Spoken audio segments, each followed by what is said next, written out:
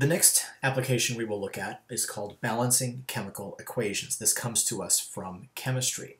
Chemical equations describe the quantities of substances consumed and produced by chemical reactions. For example, when propane gas burns, the propane combines with oxygen to form carbon dioxide and water.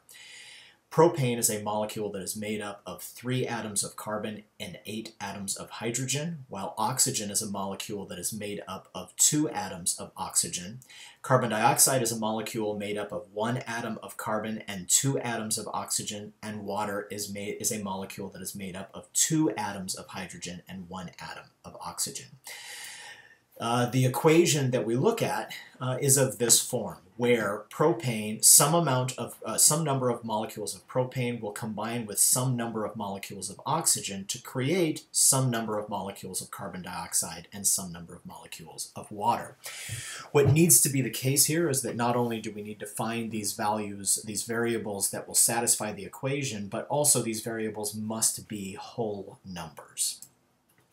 So when I look at this equation, to balance the equation, we need to find whole numbers x1, x2, x3, and x4 such that the number of atoms of carbon, hydrogen, and oxygen on the left match the number of atoms of each on the right. Another way of thinking about this is that the carbon does not disappear or become created in this chemical reaction. We will think of this as a vector equation in R3, where we will keep track of the atoms per molecule as follows. Propane is 3 atoms of carbon and 8 atoms of hydrogen. We will think of this as a vector in R3, where the first entry is the number of atoms of carbon, the second entry is the number of atoms of hydrogen, and the last entry is the number of atoms of oxygen. I can look at the other molecules in this equation similarly and get those vectors all in R3. Now, my chemical equation becomes a vector equation where I put in the variables x1, x2, x3, and x4. I think it would seem pretty obvious if I wanted to solve this that it's not in a great form as it stands now. If I move the right side over to the left side, I can turn this into a homogeneous system of equations, which I can write as a matrix equation in the following way.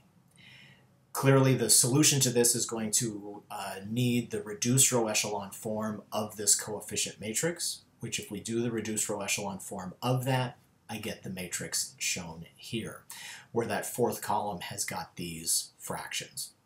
Since this is the solution to a system of equations, specifically a homogeneous system of equations, I can write this solution in terms of free variables. What I would get is that x4 is free, and then x1, x2, x3 are as follows.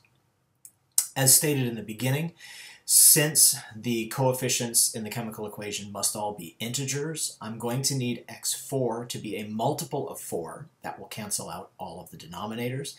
It can be any multiple of 4. If, for example, I let x4 be 4, I get the equation as follows. That 1 molecule of propane will combine with 5 molecules of oxygen to create 3 molecules of carbon dioxide and 4 molecules of water. Again, x4 can be any multiple of 4, which would change these coefficients, but the ratios of each one of these would end up being the same.